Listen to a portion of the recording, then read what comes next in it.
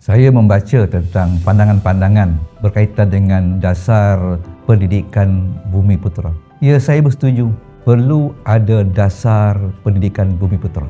Sebab negara ini adalah negara tuan tanahnya adalah orang Melayu dan juga Bumiputera. Bagi saya bukan hanya dasar pendidikan saja. Banyak dasar-dasar yang perlu kita perjelaskan dengan berani.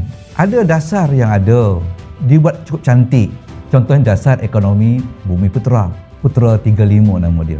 Sejauh mana keberanian kerajaan untuk mengangkat dan menterjemahkan dasar itu? Ini persoalan dia. Contoh saya nak bawalah. Apabila beras tempatan di pasaran dia memiliki kekuatan 70% untuk berada di pasaran. Beras import hanya 30%. Masa tu kita masuk mana-mana market pun mudah kita jumpa beras tempatan. Tapi hari ini orang tak kisah lagi lah beras tempatan ke, beras import ke, yang penting boleh makan dan harga pun sesuai. Ya betul, harga sesuai. Persoalan saya ialah di manakah dasar pasaran beras tempatan itu? Ada lagi tak? Sebab itu saya katakan bukan masalah dasar tapi masalah melaksanakan dasar itu. Dan saya nak lontar pada kali ini, saya bukan nak bercakap tentang dasar pendidikan Bumiputera. Saya setuju, memang betul kena ada.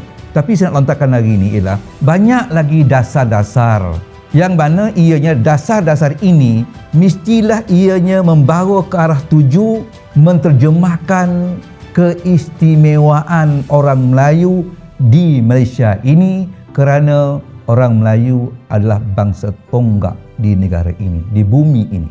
Sebagai contoh, ada tak dasar dalam menterjemahkan Islam agama persekutuan? Tidak ada dasar. Kita letakkan Islam agama persekutuan.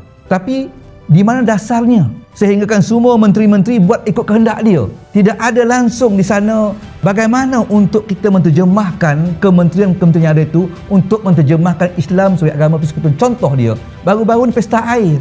Pesta air yang melambak tintin arak. Kita berbangga. Kita dapat mengutip 200 juta dengan satu kali pesta. Bagaimana kalau kita buat pesta itu lagi besar lagi? Mungkin akan dapat 500 juta, 600 juta. Persoalan kita, adakah pesta air yang penuh dengan kemaksiatan itu ianya menggambarkan Islam adalah agama persekutuan di negara kita? Kalau tidak, perlu dasar. Dasar dalam menterjemahkan Islam sebagai agama persekutuan dalam semua kementerian. Dan yang keduanya, saya nak sebutlah dasar keistimewaan orang Melayu. Ini besar. Keistimewaan orang Melayu ini diterjemahkan dalam 3 perkara sahaja. Dalam pendidikan, itu pun dasar pendidikan Bumiputera pun kelabu. Keistimewaan orang Melayu itu diterjemahkan dalam beasiswa, bidang penjawat awam. 3 ni saja kah yang mampu diterjemahkan maksud keistimewaan orang Melayu? Bagi saya tidak. Kena buat dasar. Dasar keistimewaan orang Melayu dalam kabinet dan juga parlimen. Ada dasar dia. Bagaimana untuk kita melaksanakan dasar itu supaya di kabinet kerajaan dan juga di parlimen itu nampak diterjemahkan keistimewaan orang Melayu dari sudut bilangan angka kabinet, bilangan angka menteri yang dipegang, bilangan angka dalam parlimen itu melalui pilihan raya. Ini kena ada dasarnya. Kalau tidak nanti tanpa dasar, maka saya bimbang siapa yang kaya, siapa yang kuat bertembung, dia yang akan menang. Maka tuan tanah yang tidak ada kekayaan, tuan tanah yang miskin, dia akan ke belakang. Akhirnya tuan tanah akan menjadi pengikut, tetapi yang memimpin adalah orang lain. Sebab itu bukannya dasar pendidikan, buat dasar-dasar. Semua dasar-dasar itu membawa menjurus kepada menterjemahkan Islam agama persekutuan, keistimewaan orang Melayu dan juga tanah reserve Melayu pun perlu juga dasar-dasar. Hari ini ada dasar. Dia ambil tanah reserve Melayu, hendaklah diganti. Tetapi apa yang berlaku hari ini? Tanah reserve Melayu, kerajaan ambil, ganti bila? Belum diganti. Akan diganti. Maka belum diganti. Ini bukannya dasar. Ini adalah sakau, menyakau tanah reserve Melayu, kemudian tak diganti.